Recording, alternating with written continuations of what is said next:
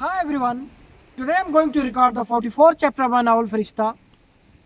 So let's begin. Before starting this chapter, I would like to tell you that in this chapter there are two very important things which we are discussing. One is about Dante Alighieri and other is about Giovanni Boccaccio. This discussion will be between Farishta Sabazwari, Salvatore Moliterno and Raza Becchi. So let's start. When we left Saklan's house, Nyais dropped me at home and I went somewhere and he went somewhere. I spent all the time at home in writing. I didn't have desire to watch TV and I wasn't feeling to read something. I had my dinner and went to sleep. In the morning, when I woke up, Nyash wasn't at home. I did not have mobile phone.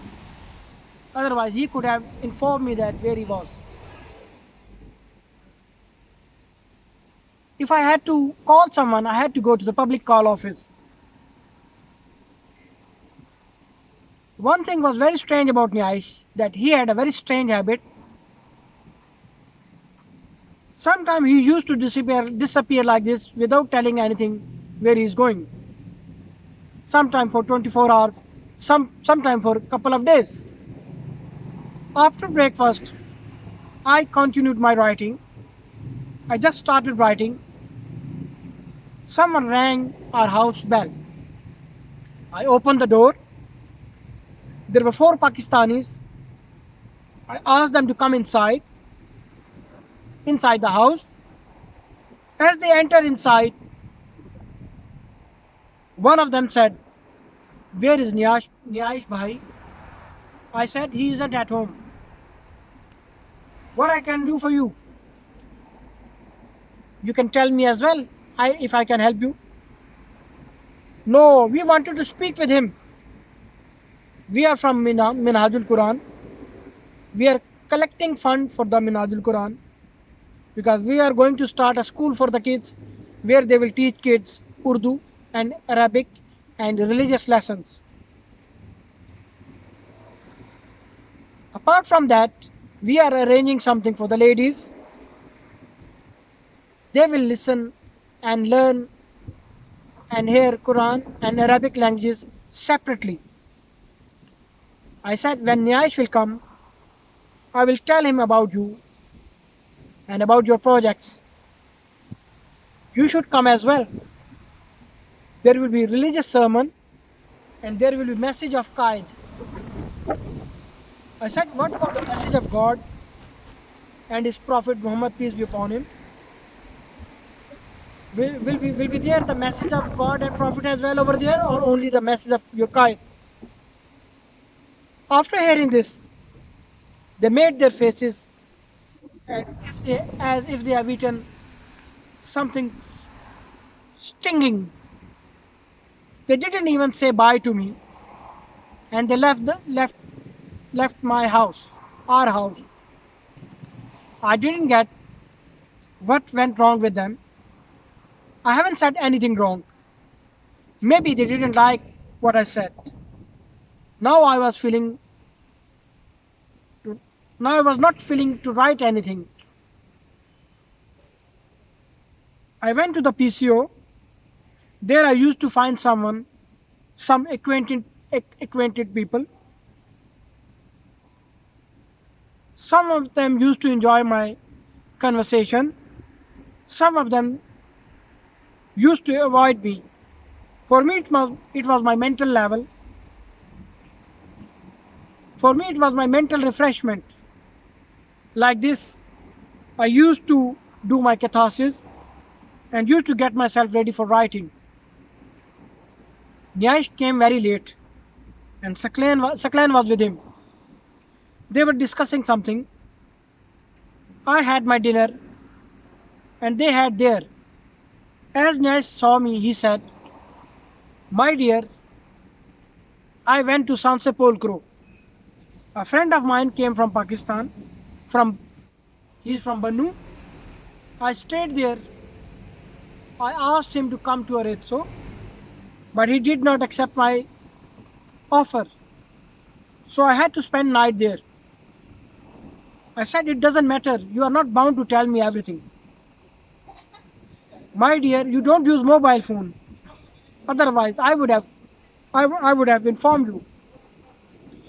Saklan said, by the way, Farishta sir, why you don't use mobile phone? I said, just like that. There must be some reason. Forget about this. Just tell me, do you want the next chapter? He said, doing virtuous thing, and there is no need to ask. I gave Saklan Paripacker the next chapter. The match between Korea and Spain was very tough. I didn't even imagine that Spain would lose the match. Now there was match between Senegal and Turkey. I had permission to go outside 2 hours in the morning and 2 hours in the evening. So after the lunch, I had the permission to go outside. Salvatore and Raza were not allowed yet. I left them for the conversation and I went outside for the fresh air. I was walking along the brook, which was stinky and smelly, and I was thinking, where should I go today? After passing from railway station, I entered on platforms of railway station. I went on the road, which was going towards lake. It was shortcut. Today was 21st of June of 2002. It was very hot today, even more than normal. Due to hot weather, there was a lot of suffocation in the air. I was feeling that someone was coming behind me. I was feeling that someone blocked my respiration. On the other hand,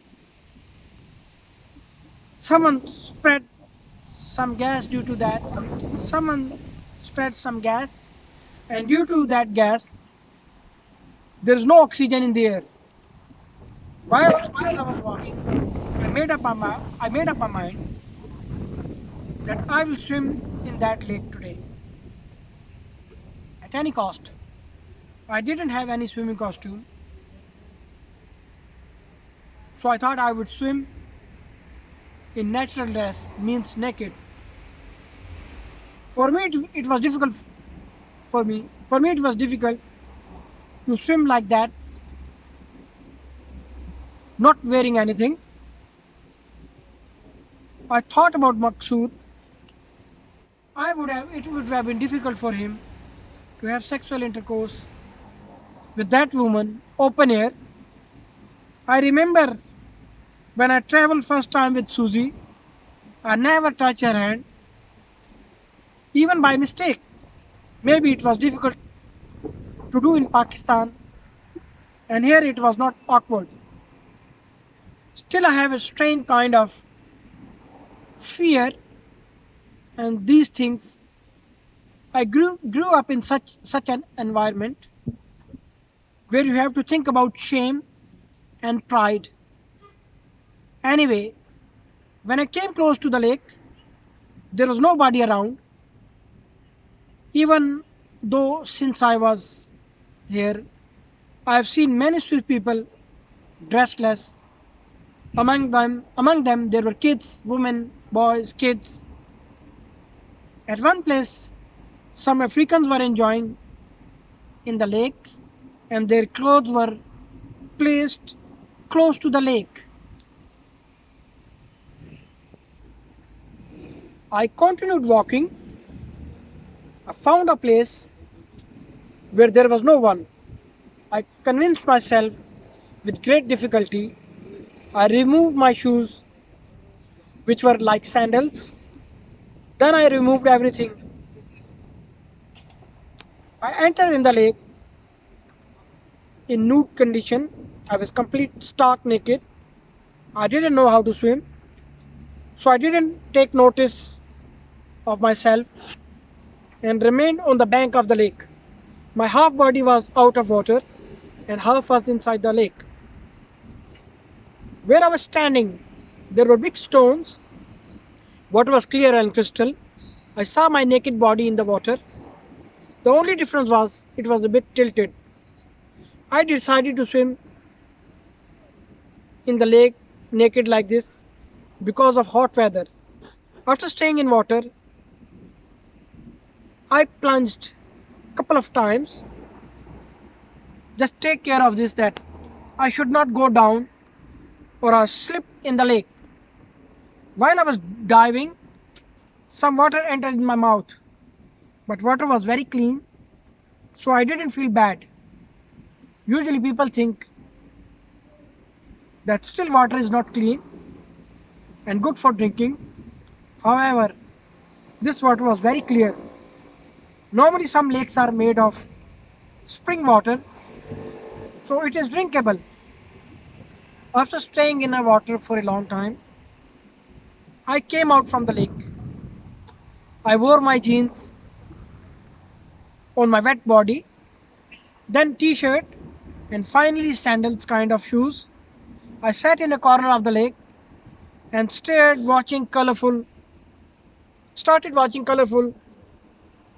masts of boats which were floating on the lake's water. I found boundary made with red and white balls in the lake very odd. It was a sign of boundary that half of the lake was in Germany and half of the lake was in Switzerland. All of a sudden, a dog came outside from the lake. As he came out, he shook his body, and as he shook his body to wipe water from his body, I started feeling very, very bad because some water entered in my mouth when I was in the lake. For European people, dog is like family member, but I'm always scared of dogs, and for me it is unclean animal. Therefore, it was quite natural seeing dog coming out from the lake. I took bath. Where I took bath, I was feeling vomit. I started feeling sick. I started blaming myself that why I decided to swim in the lake. I did not stay there and took my way to the asylum center. On my way back, I found the office of Agathu, so I decided to go there. I went to the back of the building, two wrote, took wrought iron stairs and arrived at the third floor where there was Agathu's office. I turned the handle and opened the door. Even today, there were many people there, people here. Last time when I came here, I found one woman, but today there were two women. One was young, another was old. And she was the same old lady with whom I met before. Both of them welcomed me. They asked me for the cup of tea, but I said I would make tea on my own. I prepared tea happily. I added milk in it.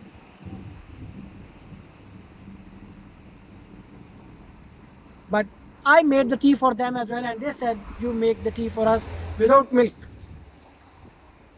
After having tea, I washed things which were in the sink. Then I asked that young lady if I can find some books in English, that will be excellent for me. She said, "We have National Geographics." I said, "I have them." Then she said, "We don't have any other magazine other than National Geographics." Therefore, I started searching for the books which were there. There were some magazines, some maps. There was not anything interesting for me in these books. So I got bored and left Agathu and came to the asylum center. When I arrived there, they were preparing for the dinner. It was very strange. that I was living here from last 1 week, but my brain didn't accept that 6 o'clock is the dinner time. I would have been habitual of all this, but it was difficult for me to convince myself. When I came here, I came to know that Turkey won the match. I was sad about Senegal, that Senegal was defeated by Turkey, but I was happy that Turkey was in semi-final. Now there were four teams. Brazil had great chance to win the final.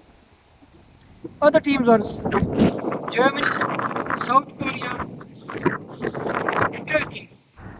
Most of the people were thinking that there would be final between Germany and Brazil. Now we were waiting for the next matches. When there was dinner time, we all people from the poor countries stood in the queue. But now two Europeans, one Italian and one German, were standing with us like beggars to get food. Thank you very much. I hope you like my video. Like my video, subscribe my channel, press the bell icon, and in the next chapter we will start talking about Giovanni Boccaccio and Dante Alighieri. Thank you very much.